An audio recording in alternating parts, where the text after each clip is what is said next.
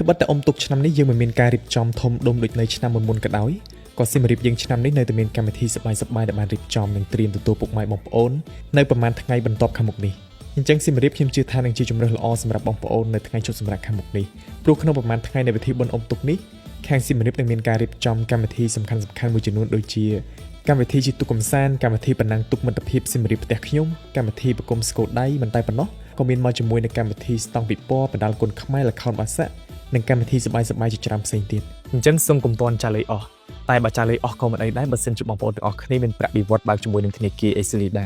សម្រាប់បងប្អូនដែលត្រូវការប្រាក់បៀវត្សឬក៏ត្រូវការលុយជាចាំបាច់នៅក្នុងការបំពេញសេចក្តីតម្រូវការផ្សេងៗមុន